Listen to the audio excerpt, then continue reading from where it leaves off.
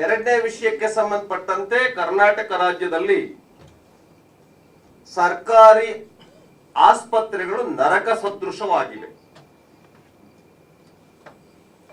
ಯಾಕೆ ಅಂತಂದ್ರೆ ಬಡವರೇ ಹೋಗ್ತಾರೆ ಸಾಮಾನ್ಯವಾಗಿ ಸರ್ಕಾರಿ ಆಸ್ಪತ್ರೆಗಳಿಗೆ.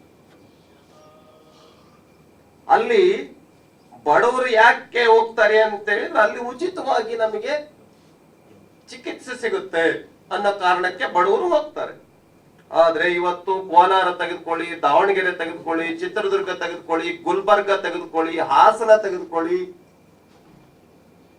ಇಲ್ಲಿ ಸ್ಕ್ಯಾನಿಂಗ್ ನಡೀತಾ ಇಲ್ಲ. ಈಗ ಸ್ಕ್ಯಾನಿಂಗ್ ಸಂಪೂರ್ಣವಾಗಿ ನಿಲ್ಲಿಸಿದ್ದಾರೆ ಸರ್ಕಾರಿ ಆಸ್ಪತ್ರೆಗಳಲ್ಲಿ.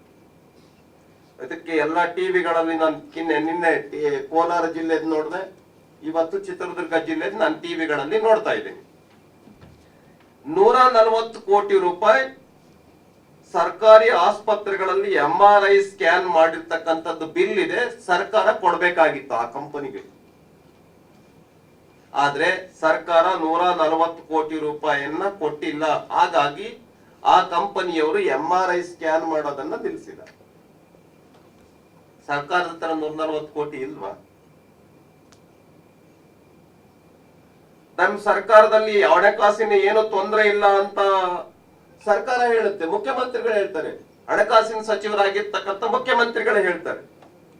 ನೋಡಿ, ಕಳೆದ 2 ವರ್ಷಗಳಿಂದ ಬಾಕಿ ಹಣ ಬಿಡುಗಡೆ ಮಾಡುವಂತೆ ಕಂಪನಿ ಸರ್ಕಾರಕ್ಕೆ ಸುಮಾರು 95 ಇಮೇಲ್ಗಳ ಮೂಲಕ ಮನವಿ ಸಲ್ಲಿಸಿದ್ದರು ಸರ್ಕಾರ ಯಾವುದೇ ಕ್ರಮ ಕೈಗೊಂಡಿಲ್ಲ ಮತ್ತು ಬಾಕಿ ಹಣ ಬಿಡುಗಡೆ ಮಾಡಿಲ್ಲ ಎಂಬ ಮಾಹಿತಿ ಎಲ್ಲರಿಗೂ ಇದೆ. ಈ ರೀತಿ ಸರ್ಕಾರ ನಿರ್ಲಕ್ಷ್ಯವನ್ನ ತಾಳ್ತಾ ಇದೆ. ಬಡ ಮತ್ತು ಮಧ್ಯಮ ವರ್ಗದ ಜನರು ಗಂಭೀರ ಸಂಕಷ್ಟಕ್ಕೆ ಸಿಲುಕಿದ್ದಾರೆ MRI ಸ್ಕ್ಯಾನ್ ಅನ್ನ ನಿಲ್ಲಿಸಿರೋದಕ್ಕೆ.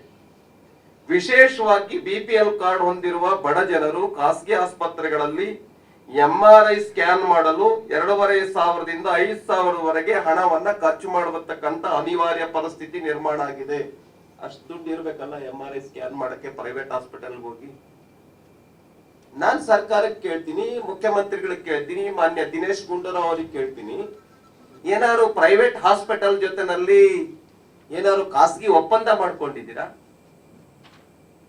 ನಮ್ಮ ಗವರ್ಮೆಂಟ್ ಹಾಸ್ಪಿಟಲ್ಗಳಲ್ಲಿ ಇರ್ತಕ್ಕಂಥ MRI ಸ್ಕ್ಯಾನಿಂಗ್ ಅನ್ನ ನಿಲ್ಲಿಸ್ಬಿಡ್ತೀವಿ, ಹತ್ತಿರದ ಪ್ರೈವೇಟ್ ಹಾಸ್ಪಿಟಲ್ಗೆ ಕಳಿಸ್ತೀವಿ, ಒಂದು ಪೇಷಂಟ್ಗೆ ಇಂತಿಷ್ಟು ಅಂತ ಏನಾದ್ರು ಕಮಿಷನ್ ಆಧಾರದ ಮೇಲೆ ಏನಾದ್ರು ಒಪ್ಪಂದ ಮಾಡ್ಕೊಂಡಿದ್ಯಾ ಈ ಸರ್ಕಾರ ದಿನೇಶ್ ಗುಂಡೂರಾವ್ ಅವ್ರ ಜೊತೆನಲ್ಲಿ? ಯಾಕೆ ಸರ್ಕಾರಿ ಆಸ್ಪತ್ರೆಗಳಲ್ಲಿ ಈ ತರದ್ದಾಗ್ತಾ ಇದೆ?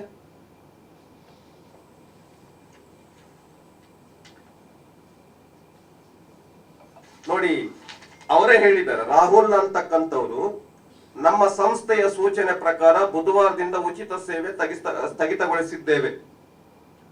ಸರ್ಕಾರಕ್ಕೆ ಕಳೆದ 3 ವರ್ಷಗಳಿಂದ ಸುಮಾರು 95 ಇಮೇಲ್ಗಳನ್ನ ಕಳುಹಿಸಿ ಬಾಕಿ ಹಣಕ್ಕಾಗಿ ಬೇಡಿಕೆ ಇಟ್ಟಿದ್ದರೂ ಕೂಡ ಸರ್ಕಾರ ಸ್ಪಂದಿಸಿಲ್ಲ. ಹಾಗಾಗಿ ಈ ನಿರ್ಧಾರವನ್ನ ಕೈಗೊಳ್ಳಲಾಗಿದೆ. ರಾಹುಲ್, ಕೋಲಾರ ಪ್ರತಿನಿಧಿ, ಕ್ರಸ್ನಾ ಸಂಸ್ಥೆ.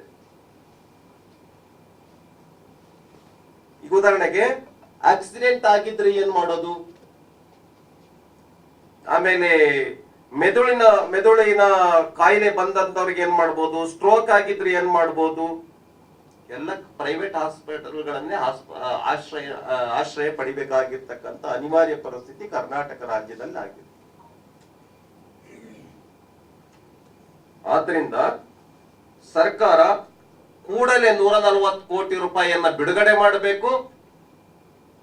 ಬಡ, ದೀನ, ದಲಿತ ಸಮಾಜದವರು ಗವರ್ಮೆಂಟ್ ಹಾಸ್ಪಿಟಲ್ಗಳಿಗೆ ಹೋದಾಗ ಯಾವುದೇ ಹಣವನ್ನ ಕೇಳದೇನೆ ಸ್ಕ್ಯಾನಿಂಗ್ ಮಾಡಿಸ್ಕೊಳ್ತಕ್ಕಂಥ ಅವಕಾಶವನ್ನ ಸರ್ಕಾರ ಕಲ್ಪಿಸ್ಕೊಡ್ಬೇಕು ಅಂತ ವಿನಂತಿ ಮಾಡ್ತೀನಿ. ಇನ್ನೂ ಒಂದು ಪಾಯಿಂಟ್ ಇದೆ, ನಾನು ಹೇಳ್ತೀನಿ. ಅದೇನು ಅಂತಂದ್ರೆ ಔಷಧಿಗಳನ್ನು ಕೂಡ ಬಂದ್ ಮಾಡಿದ್ದಾರೆ. ಯಾವುದು? ನಮ್ಮ ಪ್ರಧಾನಮಂತ್ರಿ ಜನೌಷಧಿ ಕೇಂದ್ರಗಳನ್ನು ಕೂಡ ಗವರ್ಮೆಂಟ್ ಹಾಸ್ಪಿಟಲ್ಗಳಲ್ಲಿ ಇರ್ತಕ್ಕಂಥ ಸೆಂಟರ್ಗಳನ್ನ ಕ್ಲೋಸ್ ಮಾಡಿದ್ದಾರೆ. ಯಾಕೆ? ಇತ್ತಿದ್ರೆ ಏನಾಗ್ತಾ ಇತ್ತು? ಅದರಲ್ಲಿ ನನ್ನ ಪ್ರಕಾರ ಸುಮಾರು ಒಂದು 500ಕ್ಕಿಂತ 750ಕ್ಕಿಂತ ಹೆಚ್ಚು 750ಕ್ಕಿಂತ ಹೆಚ್ಚು ಔಷಧಿಗಳು ಗವರ್ಮೆಂಟ್ ಹಾಸ್ಪಿಟಲ್ಗಳಲ್ಲಿ ಇರಬೇಕು. ಆದ್ರೆ ಗವರ್ಮೆಂಟ್ ಹಾಸ್ಪಿಟಲ್ಗಳಲ್ಲಿ ಲಭ್ಯ ಇರತಕ್ಕಂತ ಔಷಧಿಗಳು ಎಷ್ಟು? ನನ್ನ ಪ್ರಕಾರ 250ಕ್ಕಿಂತ ಕೆಳಗೆ, 150ಕ್ಕಿಂತ ಕೆಳಗೆ ಸುಮಾರು 800 ಔಷಧಿಗಳು ಇರಬೇಕಾಗಿತ್ತು. 150 ಔಷಧಿಗಳಿದೆ. ಯಾಕೆ ಜನೌಷಧಿ ಕೇಂದ್ರಗಳನ್ನ ನೀವು ಬಂದ್ ಮಾಡಿದ್ರಿ? ಗವರ್ಮೆಂಟ್ ಹಾಸ್ಪಿಟಲ್ಗಳಲ್ಲಿರುವಂತದ್ದನ್ನ ಇಲ್ಲ ಅಂತ ಹೇಳಿದ್ರೆ ಬಂದ್ ಮಾಡಿ, ಓಕೆ. 800 ಔಷಧಿಗಳನ್ನ ಗವರ್ಮೆಂಟ್ ಹಾಸ್ಪಿಟಲ್ಗಳಲ್ಲಿ ಸಿಗೋ ತರ ಮಾಡಿ. ಮತ್ತೆ ಬಹಳ ದೊಡ್ಡದಾಗಿ ಹೇಳುತ್ತೆ ಈ ಸರ್ಕಾರ, ನಮ್ದು ಬಡವರ ಪರ ಇರುವಂತ ಸರ್ಕಾರ. ಎಲ್ಲಿದೆ ಬಡವರ ಪರ? ಬಡವರನ್ನ ಸಾಯಿಸುವ ಸರ್ಕಾರ ಇದು. ಬಡವರನ್ನ ಸಾಯಿಸುವ ಸರ್ಕಾರ ಇದು.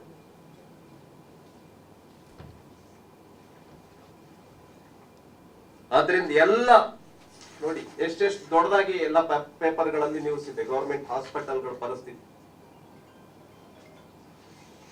ಔಷಧಿಗಳಿಲ್ಲ, ಸ್ಕ್ಯಾನಿಂಗ್ ಇಲ್ಲ.